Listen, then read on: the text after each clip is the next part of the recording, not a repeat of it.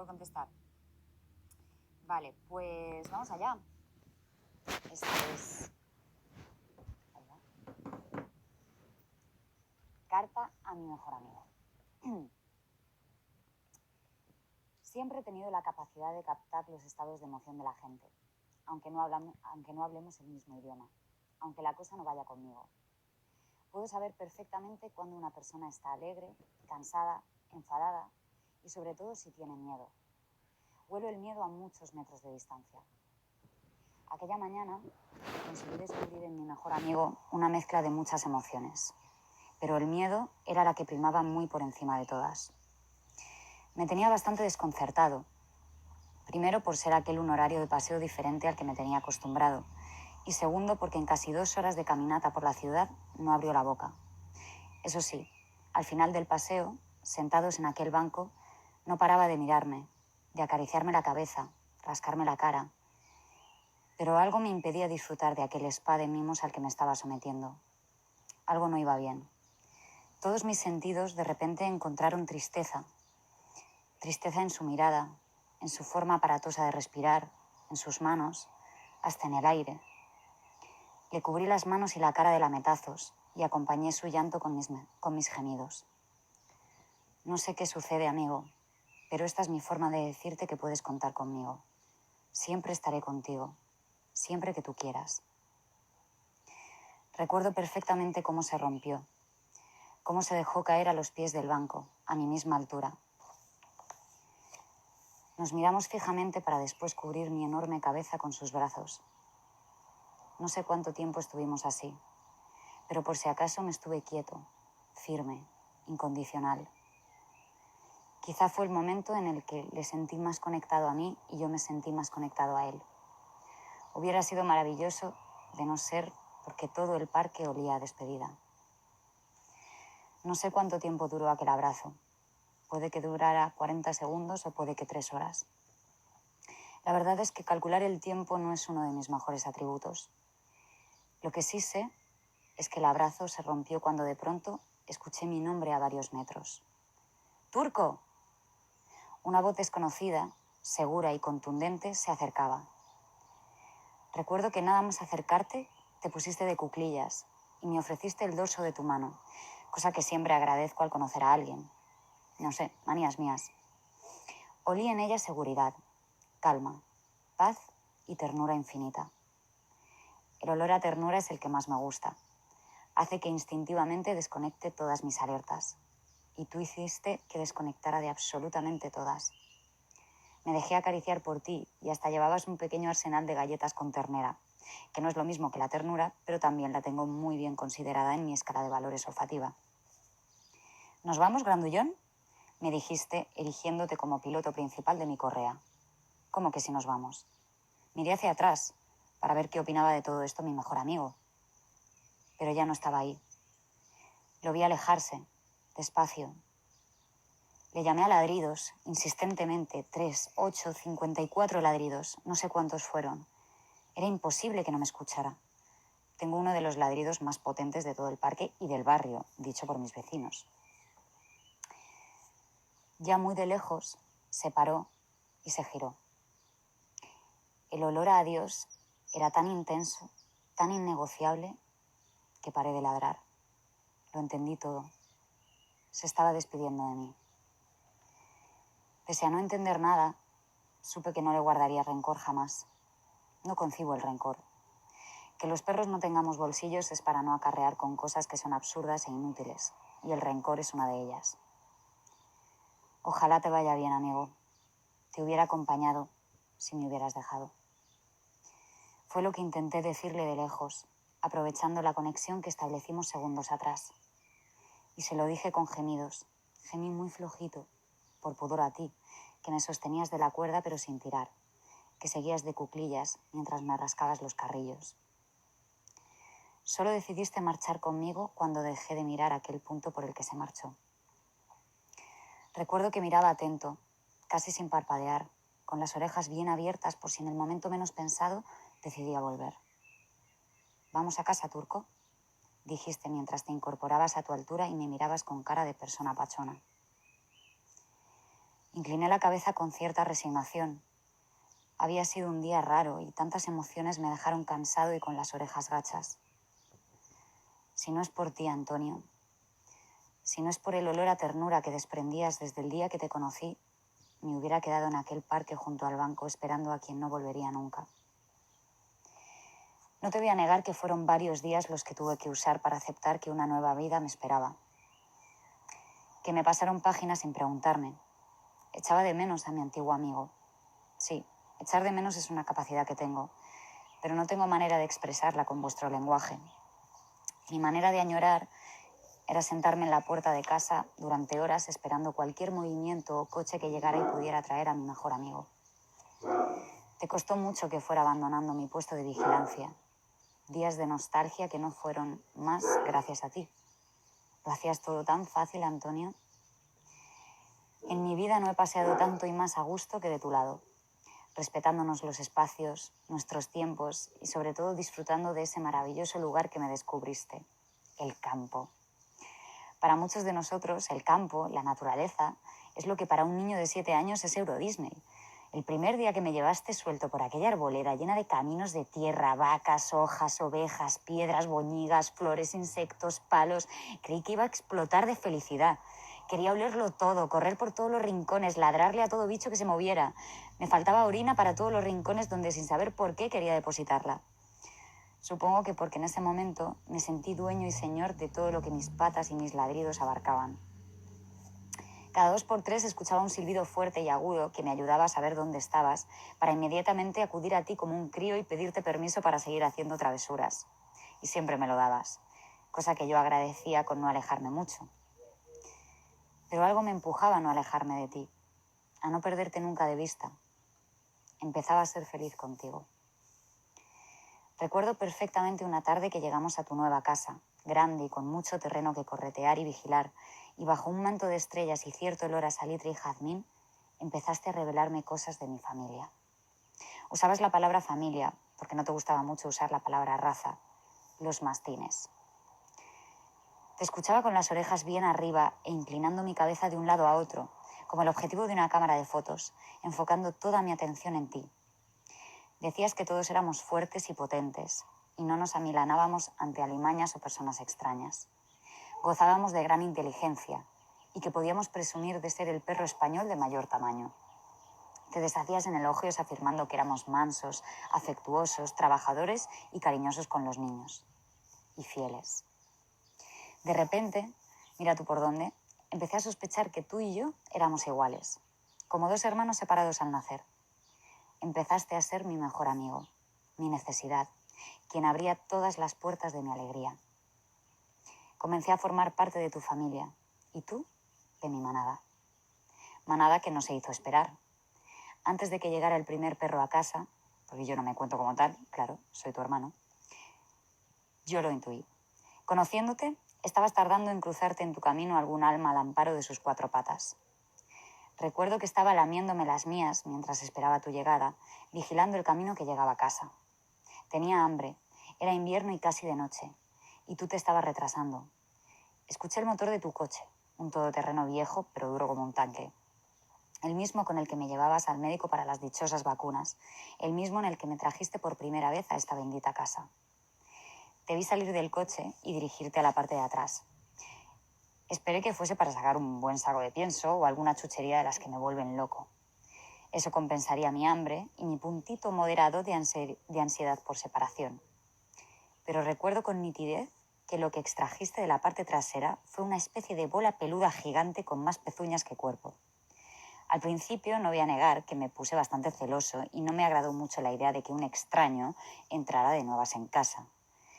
Pero cuando vi de cerca a Otto, así fue como empezaste a llamarle, entendí que lo que necesitaba era alguien que le tranquilizara. Olía a miedo, a incertidumbre y a pis. Con pequeños gemidos me dijo: «No entiendo nada. Yo estaba con mi amigo, de pronto se abrieron las ventanas del coche y algo me arrojó a la carretera. Tengo que volver con él para decirle que me he caído». Ay, cuánto le quedaba por aprender. Con lametones y golpecitos de hocico intenté animarle. No reaccionaba mucho de primeras, Pero poco a poco las llantinas empezaron a convertirse en pequeños ladridos y conseguí provocarlo echándole mi pata por encima. Conste en acta que los mastines tenemos patas por encima de nuestras posibilidades.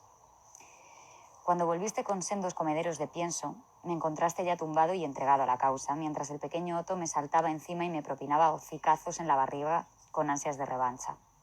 Turco, este es Otto. También es un mastín y será parte de nuestra manada. Tenemos que cuidar de él. Tenemos que cuidar de él. No olvidaré esas palabras. Las repetía en mi cabeza una y otra vez, como una especie de mantra. Tenemos que cuidar de él. Presentí que desde ese momento tú y yo formábamos parte de un proyecto común.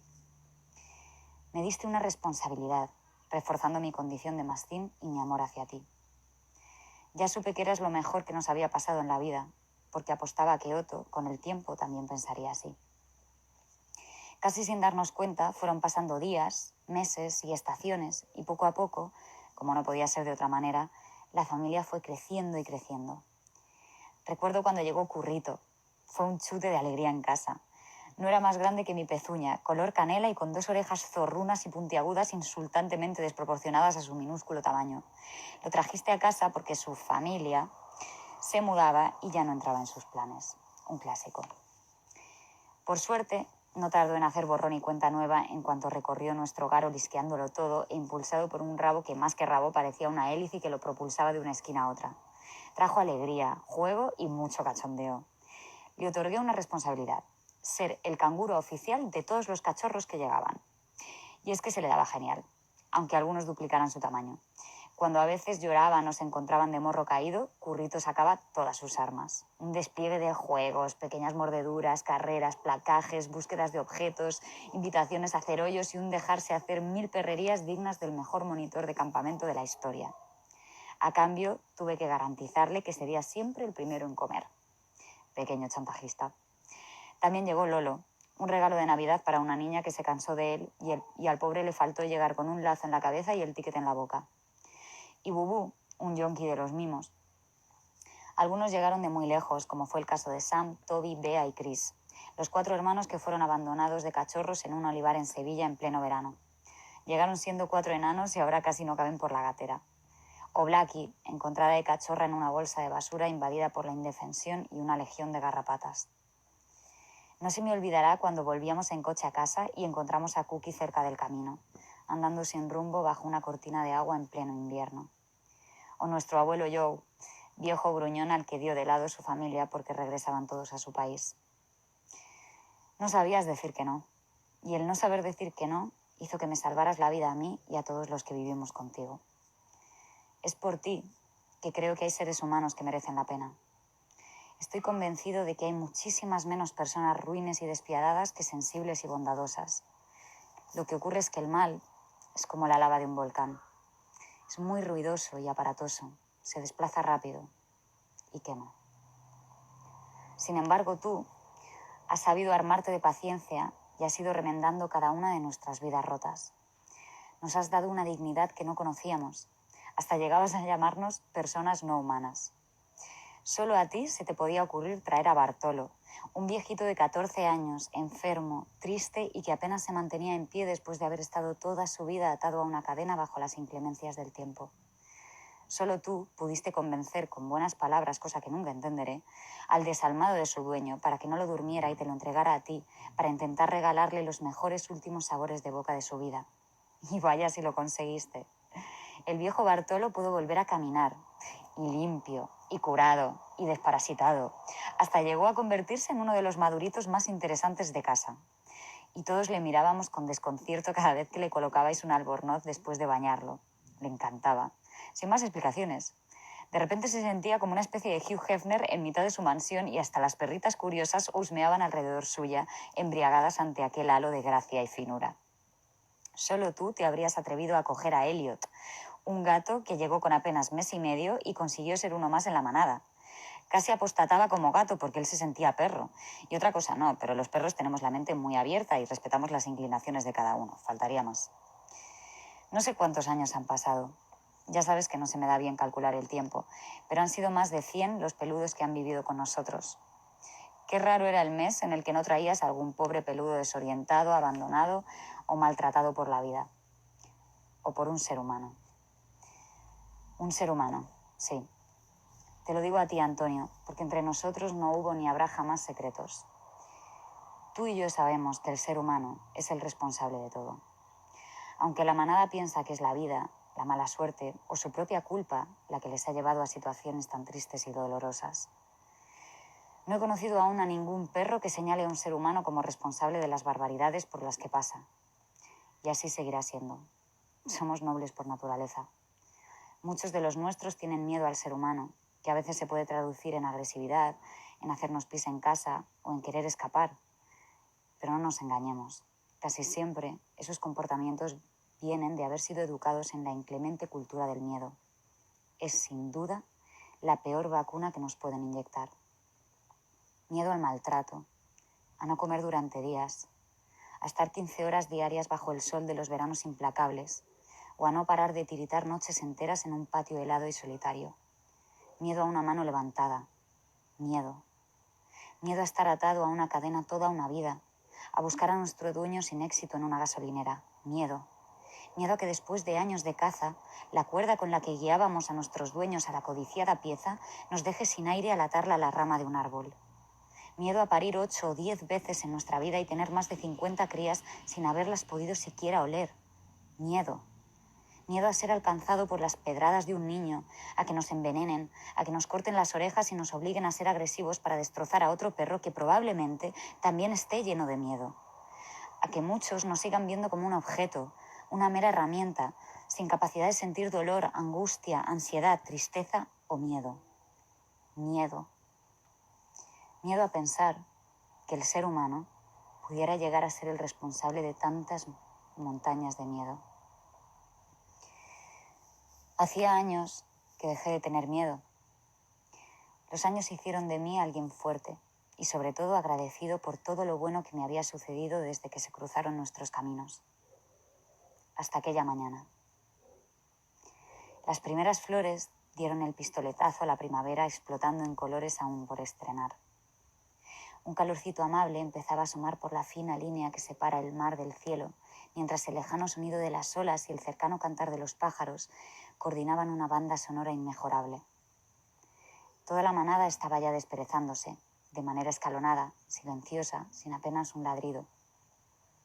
Podría haber sido una de las mañanas más hermosas de mi vida, de no haber sido por aquel olor.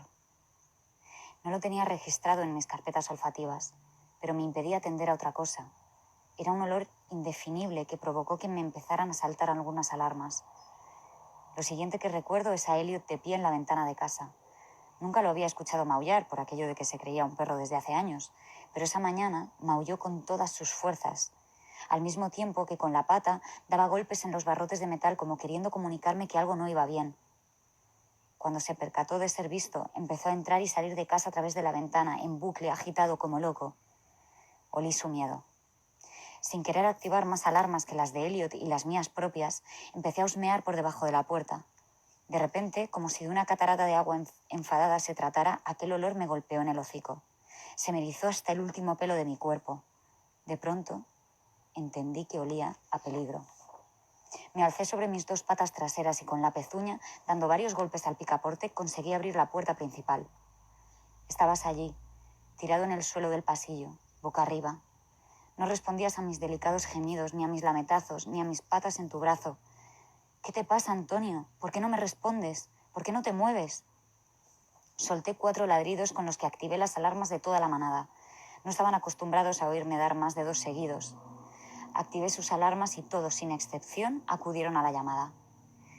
El peligro tiene 2 olores, el propio y el ajeno. Antonio, tú corrías peligro. Y ese olor nos embauca y nos invade de manera que se convierte en la prioridad absoluta, aunque nuestra vida también corriera peligro.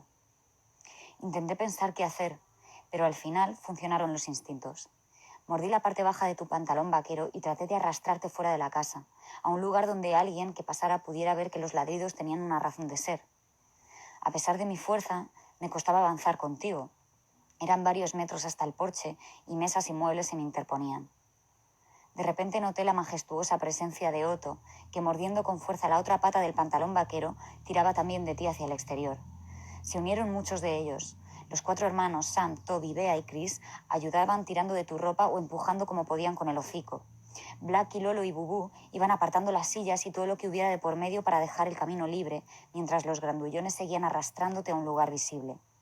Tendrías que haber visto a Bartolo, mordiendo tu cinturón con sus viejas mandíbulas y tirando de ti, a pesar del temblor de sus piernas. Cuando conseguimos sacarte a la entrada de la casa, Currito ya tenía preparado un hoyo por el que se coló por debajo de la verja y salió a la carretera. Le podía haber atropellado algún coche, pero ni se le pasó por la cabeza. El olor a peligro de un amigo no deja entrar ninguno más. Se quedó en mitad de la carretera con sus 2 orejas tiesas a esperar que algún coche pasara. Y así fue. A base de ladridos y vueltas sobre sí mismo, logró que parara. Consiguió llamar la atención de la pareja que iba dentro y al bajarse el conductor escucharon la tormenta de ladridos y aullidos que lanzábamos a apenas varios metros. Luego todo fue muy rápido.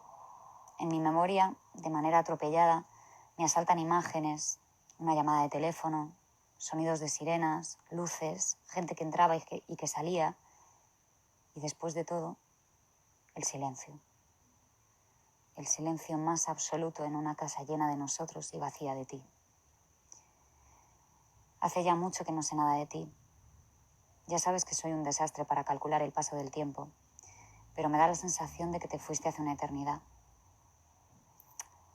Aquí nada ha vuelto a ser igual. Desde que te fuiste, no ha venido nadie nuevo por aquí. Algunas caras conocidas vienen a diario a darnos de comer y a intentar cuidarnos. No salgo ya a pasear. No me apetece mucho si tú no estás. El viejo Joe me dijo que te diera las gracias, por si no te volvía a ver, por regalarle los 2 mejores años de su vida. A sus 16 años decidió que ya había sido suficiente y sin ti no se veía con fuerzas de seguir. Lolo, Bubú y Currito encontraron una familia definitiva y otros como Blackie o Cookie están en una casa de acogida, esperando su oportunidad. El resto sigue aquí, en casa, algo confundidos. Me preguntan por ti, te echan de menos, ya sabes, a su manera. No sé dónde estás, Antonio, ni cuánto tiempo más estarás fuera, pero sé que vas a volver. Mi olfato nunca me ha engañado. Sé que el día menos pensado aparecerás en tu todoterreno con algún cachorro en el asiento de atrás. Mientras tanto, estaré aquí sentado, sin moverme, escuchando, vigilando, guardando, esperando tu vuelta el tiempo que haga falta. No me importa cuánto. Ya sabes que no soy muy bueno calculándolo. Tu amigo y hermano, Turco. Postdata. Elliot sigue aquí a mi lado. Me dice que te esperará en esta vida y en las 7 que le quedan. No te lo vas a creer. Acaba de confesarme que es un gato. Bueno, he conseguido hacerlo sin llorar a mares.